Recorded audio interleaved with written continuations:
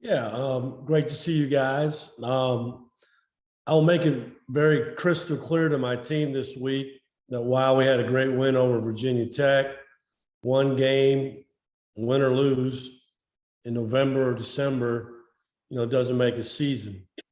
We still have 3 non-conference games left and 19 ACC games. It's been my experience over the years that early in college basketball, there are multiple definite conclusions and overreactions by players, coaches, fans, media over wins and losses throughout all of college basketball. We got to stay the course. It's a long season. Consistency and improvement are key while blocking out the noise. We have been very consistent. We've been a very consistent offensive team. 9 games into our season, we continue to improve on defense and ball security.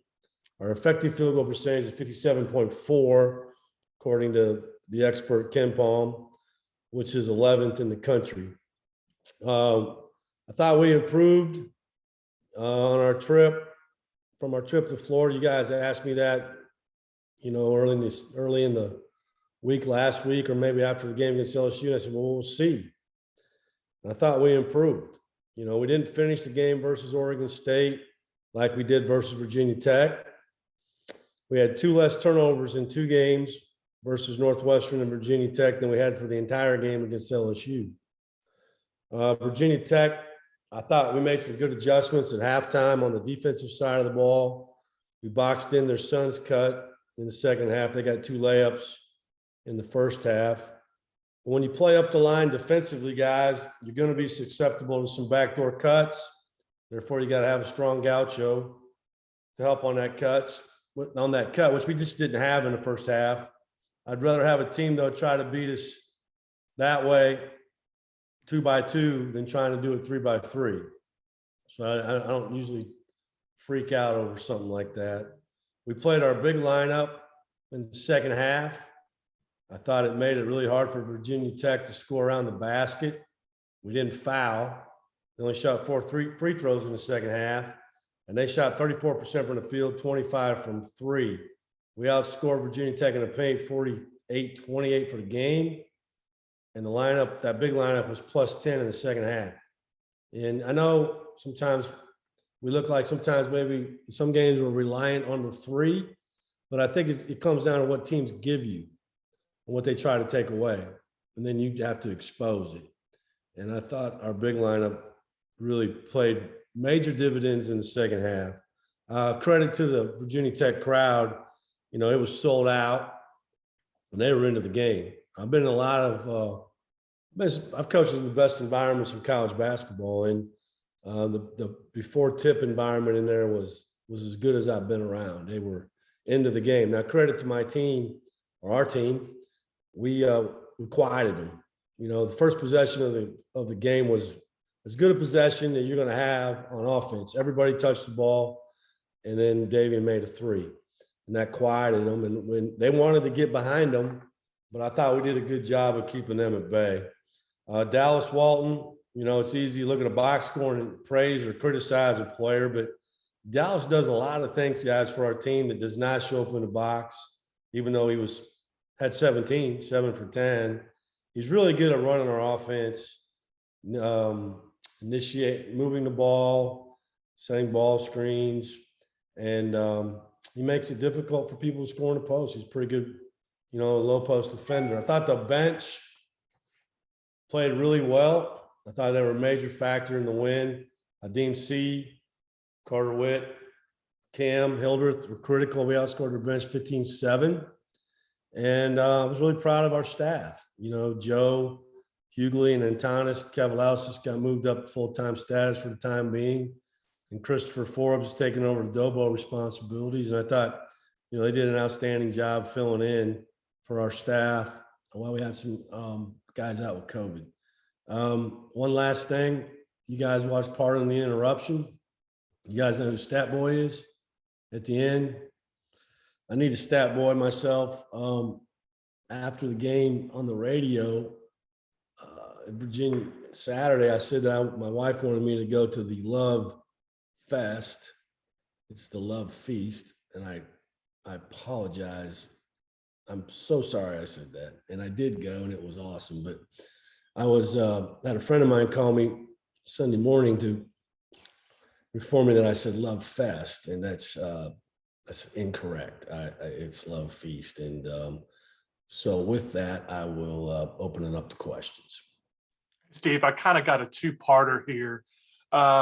Was the result Saturday maybe a little bit more satisfying considering the last time you went to Blacksburg? And then the second part of that is, I saw the exchange between you and Coach Young after the game. What was that like, and what did he have to share with you? Yeah, for those of us that experienced what you're talking about last year, and there's only couple, 3 guys on the team that did, right? And the coaches. Yeah, I don't think there'd be any doubt. Now, did we talk about it? Not really. It would just be Davey and Zay and Carter. But I know in their mind that I'm sure they thought that. I mean, we lost by, I don't even know. I don't even want to say it out of my mouth, but it was a lot. And then to flip it around, and win by 19, 20 points. Yeah, that's a big thing. I mean, it's a credit to the players, to do that. Mike was very complimentary. We have a really good relationship. We have a lot of mutual respect. I'm probably as close to him as anybody in the league. And based on our history, and we've had great games. Rarely have we had a game like that. I will say I got the year he won 30, we opened up with them in December, same game. And it was closer. And then about 2 minutes left in the game, I blew my top and got tossed. And they won 16, 17 points, but because of me.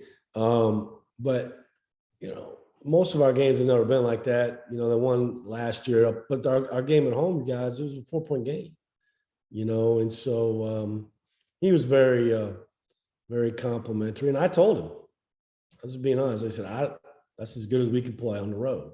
Now maybe not. Maybe we could play better. But anytime you go on the road and shoot 60-some% from the field, you're going to have a good chance to win, obviously. And that's what I said. Steve, I say this with all due respect to the guys that were out on your bench, and with only a little bit of seriousness, but do you need to make staff changes based on the result? No. I trust. One of the things I think I do a really good job of, and there's a lot of things I don't, but I think I'm good at hiring people and letting them do their job. And I have some really talented coaches, not just the full-time guys, and I think they showed that on Saturday. Joe called all the plays, now, I had some input in that like I always do, but I thought they did an outstanding job, and the players didn't overreact to it. I was probably feeling a little bit, and I said this, I mean, if Coach Clausen had to go play Virginia Tech, and all of a sudden the day before they said, well, your offensive coordinator and defensive coordinator aren't going to be at the game, it's a little unsettling, and that's kind of the way we do it. Have a little bit of a football, mentality when it comes to that with scouting. So no, but I'm proud of those guys, and that stepped up. Isaiah Tisdale too, as our GA, and they had great energy, and they're really positive with the players the whole game. I thought that was important. What was the breakdown? Was it all 3 full-time assistants missing, and then AKA Joe? No, just BJ was the only full-time. BJ was there with me. The rest of them were out, and so listen, it's just like next man up, and that's been my mentality too with the players. Somebody gets hurt or somebody gets foul trouble, whatever it is, then that's why you recruit good players to somebody else to step up. And I think it's the same way with with your staff, is you hire good people, and they did a really good job. what does this, with finals this week and no game until Saturday? I know you want to stay fresh, and I know you want to continue building. What does the schedule look like for you guys? Yeah. Well, I don't ever give them 2 days in a row off. We took yesterday off. Today we'll go at 3. It will be very light.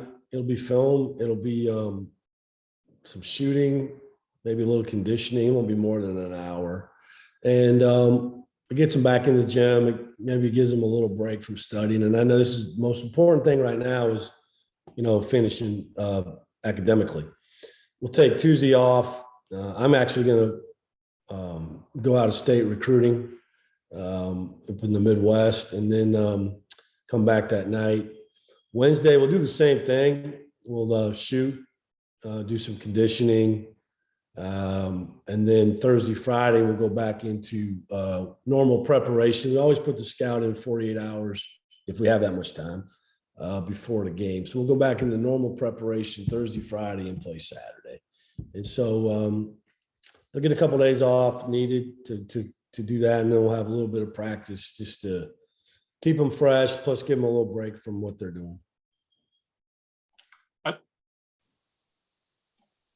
I know man's all-around stats were good, and I know Jake had 10 points too, but was it encouraging to kind of see the balance where you don't have to have those guys go for combined 35, 40 points and still be able to score 80? Yeah, I mean, I think, you've heard me say that, right? The strength is in our numbers. We don't have to rely on one person to have a great game every game to win. I think it proved itself out this week. If we go back to the Northwestern game, Jake had an unbelievable game, and he made a big time shot to win the game. Saturday at halftime, correct me if I'm wrong. Between Jake and the Lions, I might have 1 point. I don't remember, but it wasn't a lot. I remember looking at it and thinking, wow, we're up 4. That's a good thing, right? And now Linus had a bunch of assists, and Jake, he's a stat stuffer. They're making things happen, but I think the credit goes to the team as far as their mentality, as far as they don't feel like they all have to have the ball in their hands all the time. They do well playing together and playing with each other. And so I didn't think anybody was out there pressing, like, oh man, I hadn't got a couple shots up. I got to get going. Man's going to be a facilitator. He's going to have the ball in his hands because he can make plays, not just for himself. He makes plays for others. And you saw that he was close to a triple double, and so I guess a really good defense, great team defense. I thought we did an really good job of just moving them and staying spaced. And spacing is really important when you play them, because the closer you get, the easier it is for them to guard you. And I thought we did a good job of that. The clip of the left-handed pass that man threw is kind of making the rounds. I know you love his passing ability, but did you know he had that in the arsenal? No, typically in practice, when a guy makes a play like that and turns it over, I call him Tragic Johnson instead of Magic Johnson. Like, there's only one Magic Johnson. The rest of you guys are tragic. When we try to split a ball screen and we turn it over 99.9% of the time, I'd always tell them there's only one person in the history of the game, Allen Iverson, can make that play. I don't know if I'll be able to call him Tragic Johnson anymore. That was as good a pass as I've seen, for one of my players in 33 years. And I didn't see it. I'm not sure Cam did. If it had been at his face, I probably would have hit him in the face. But he caught it and he scored it. I texted Dane Bradshaw on Sunday morning.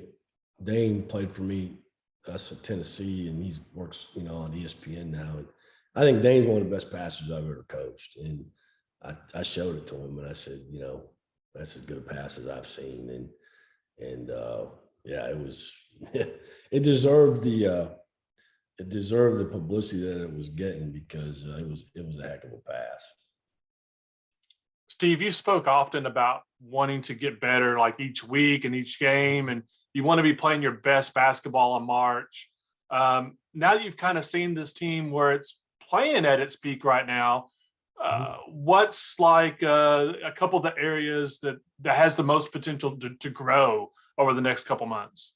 Well, I mean, I think we can always grow a lot in every area. There's some things offensively that we just improved on last week, as far as cutting when the ball's in the post and not standing and how to rotate out of that and motion. It's all spacing related. I think spacing is really important. Teams that how they guard us on the ball screen, how we react to that. I mean, that's a continued maturation for our guards and our bigs. Obviously defensively, we can always get better, and I think there's some things that we can add to the arsenal. Maybe we can double the post, and we can play a little more zone. We just really haven't done that yet. There's some out of bounds plays and stuff we can work on. We didn't press them on out of bounds play. Typically we press on out of bounds plays defensively. We didn't on Saturday. I think that's something that, we can continue to get better at. So, it's an always evolving process. And that was one of the things that I had a Zoom staff meeting this morning with all the staff. And that was one of the major points that we talked about was what we need to work on this week and moving forward to continue for this team to grow. And so I've always been mindful of that. And I've always felt like once they're done with finals, it's a great time to do that and get better because you don't have the stress of going to school, for about close to a month. It can be just about basketball. So you can go and work on a lot of different things, that we've got a lot of things in, we do that we haven't even had to use yet, but it's something that I've always been very mindful of, and our staff is, and we'll continue down that path. You mentioned in your opening statement that sometimes these early games can get maybe too much recognition or overinflated based upon one game. Are you kind of surprised that you're kind of gaining some traction nationally in terms of people waking up to what you guys can maybe do? Are you surprised that's happening so early? Did you use that term "waking up" as that's Connor's phrase? I can't use that. I don't think so, Les. I mean, I think those things are good. I just think you have to keep them in perspective.